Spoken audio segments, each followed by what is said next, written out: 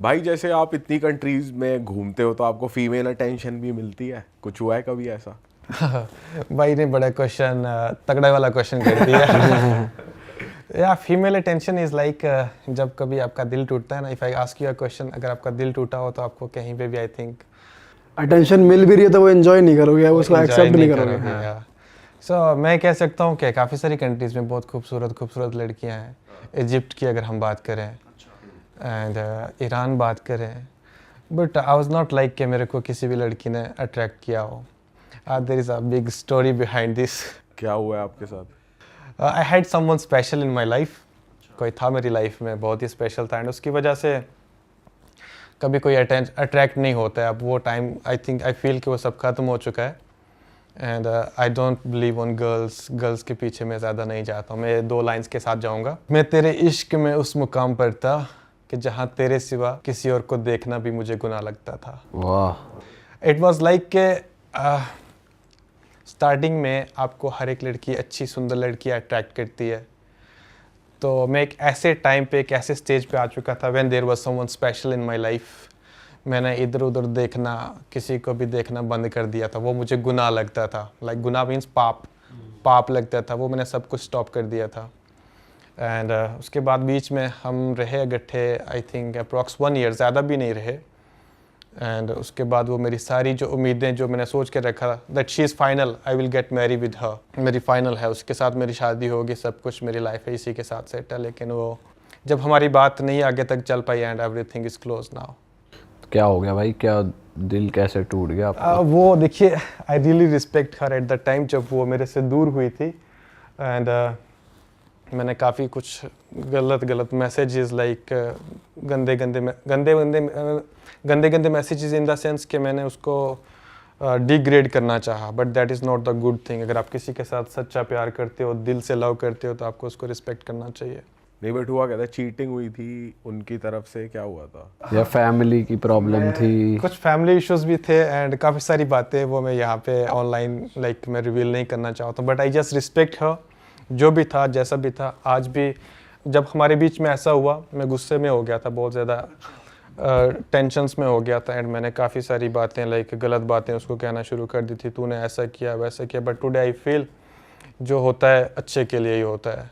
I still respect कर, वो जहाँ भी है अच्छे से रहे, मेरे को अब उससे कोई भी कंप्लेन नहीं है। तो भाई अब तो फिर आप भी आगे बढ़ सकते हो। नया प्यार करो भाई। आपके माइंड में ऐसा कुछ है कि वो वापस आए, या अभी भी आप एक होप लेके बैठे हो, ऐसा कुछ है क्या? नहीं, मैंने कोशिश बहुत ज़्यादा करी। एक टाइम था लाइक जहाँ पे वो स्टडीज़ के लिए जाती थी, पढ़ाई करने के लिए जाती थी। मैंने वहाँ पे अप्रोच किया, वहाँ से बात करने की कोशिश करी, बट मुझे जब कोई रिस्पॉन्स नहीं मिला, देन आई स्टॉप्ड एवरीथिंग।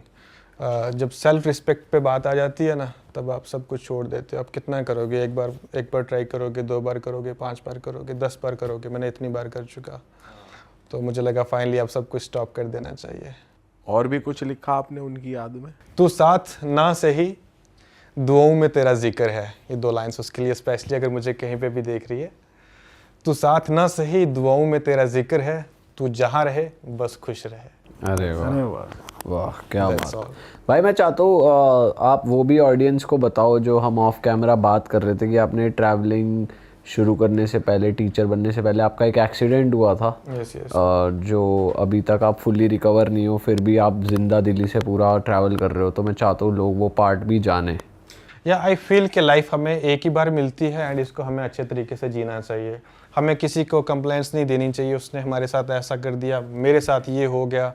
तो ये खुद को कंप्लेंट्स करते रहोगे तो आप लाइफ में कभी भी आगे नहीं बढ़ पाओगे। मैं 12th में था and I had an terrific accident. ना तो वो मेरा कार एक्सीडेंट था, ना वो बाइक एक्सीडेंट था। ट्रीज़ के ऊपर चढ़ा मैं and there was a hive of bees, मक्खियों का छत्ता नहीं होता है, हनी बीज का। मैंने उसके साथ क्या शरारत की मेरे को आज तक भी नहीं पता, कैसे हुआ मेरे को आज तक भी नहीं पता।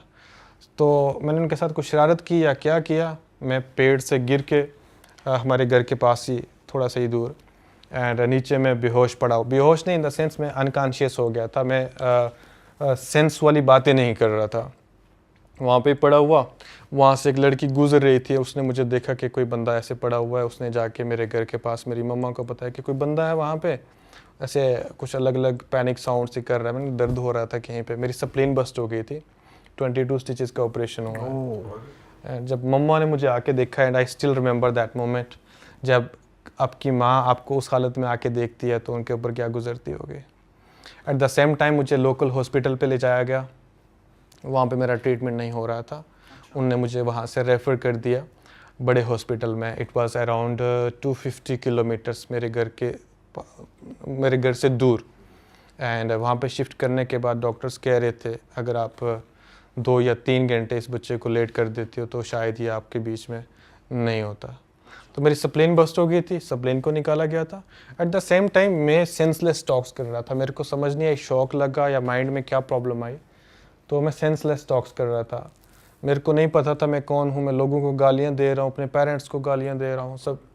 तो जब मेरा ऑपरेशन हो गया 2 वीक्स के बाद ना मेरे को हल्का हल्का सा माइंड में थोड़ा सा रिकॉल होने लगा। मैं अपनी फैमिली को जब अपने पास देख रहा हूँ, मम्मा को देख रहा हूँ, पापा को देख रहा हूँ, मेरे कज़न थे कादिर भाई, उनने बहुत हेल्प करी थी मेरे को ब्लड भी दिया था उन्होंने, और भी थे, इसरार मामू थे। I really appreciate to those people कि मुश्किल में मुझे ब्लड की ज़रूरत थी, उन्होंने अपना खून निकलवा के मुझे दिया था।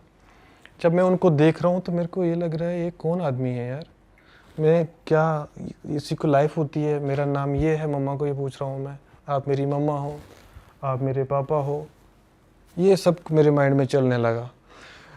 2 चीज़ें होती हैं, या तो आप पूरे तरीके से रिकवर हो जाते हो एंड वो आपके लिए ठीक रहता है, या तो आप पूरे तरीके से रिकवर नहीं होते। रिकवर इन द सेंस आप उसी कंडीशन में होते हो तो आपको कुछ प्रॉब्लम नहीं आती है। जब आप हाफ रिकवर, हल्का सा रिकवर होते हो, वो आपके लिए ज़्यादा प्रॉब्लम्स बनती हैं।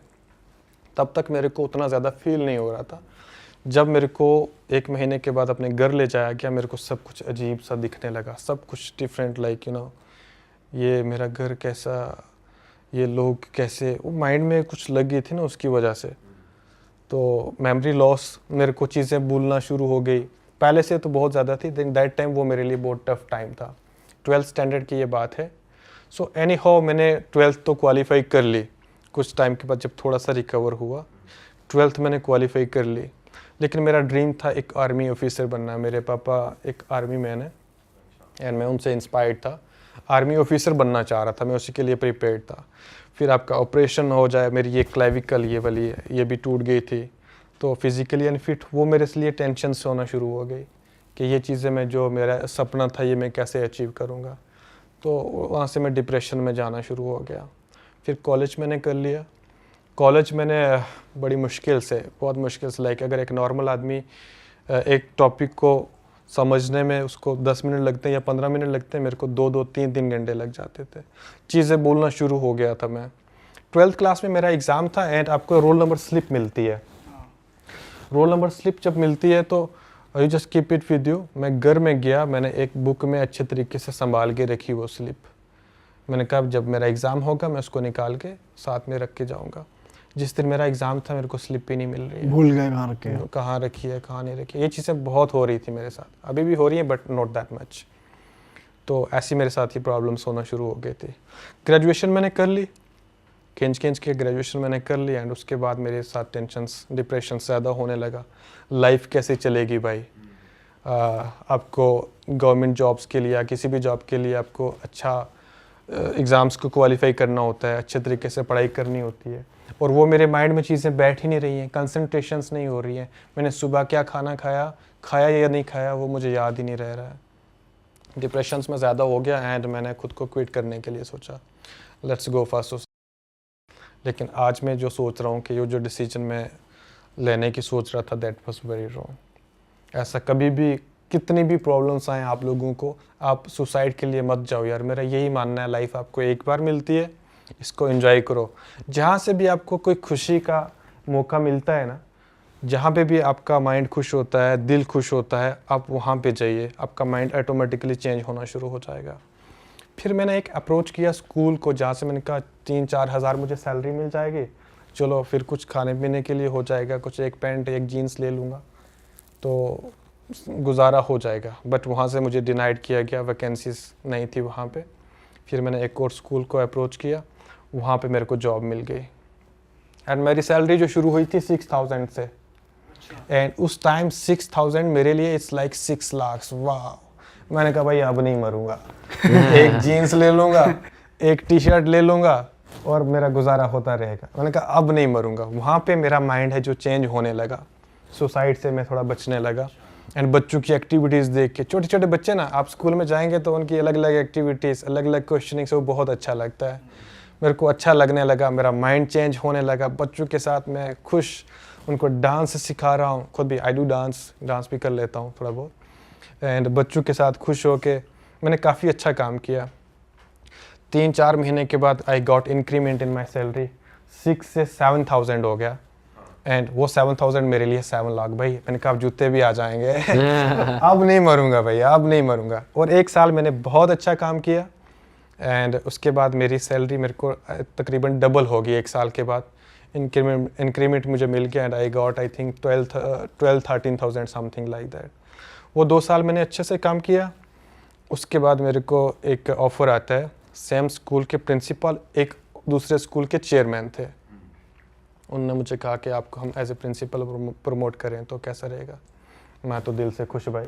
अब तो गाड़ी भी आ मैंने कहा अब तो गाड़ी बंगला सारा कुछ होगा, अब तो कोई टेंशन नहीं है। एंड उस 13-14,000 से डायरेक्ट में 30,000 पे चला गया एज ए प्रिंसिपल। तो जब तक तो मैं टीचर था तब तक मैं खुश था। एज ए टीचर आपके ऊपर उतनी रिस्पॉन्सिबिलिटीज़ नहीं होती हैं। आपने बच्चों को ट्रेन करना, डांस करना, सिखाना, वो सब आप कर सकते हो। अगर आप प्रिंसिपल हैं, आप ना तो डांस कर सकते हो ना तो सिंगिंग कर सकते हो। आपको तो मुंह चढ़ा के बैठना होगा, टीचर्स को थोड़ा ध्यान से देखना होगा, बच्चों को देखना होगा। अगर आप सबके साथ फ्रेंडली होते हो तो फिर स्कूल सारा ही फ्रेंडली हो जाता है, फिर आपको कोई नहीं मानता है। 4 years मैंने काम किया एज ए प्रिंसिपल, बहुत अच्छा काम किया वहाँ पे। I got good respect from there.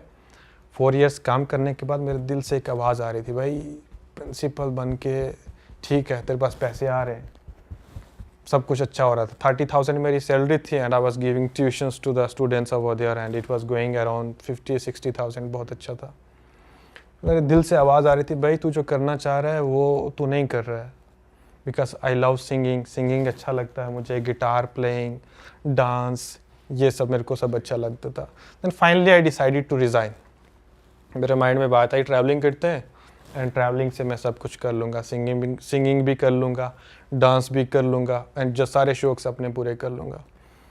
मैंने ट्रैवलिंग शुरू कर दिया। ट्रैवलिंग में स्टार्टिंग में बहुत ज़्यादा मुश्किल्स आई। चैनल्स नहीं ग्रो हो रहा है, आइडियाज़ नहीं है कैसे वीडियोस बनानी है।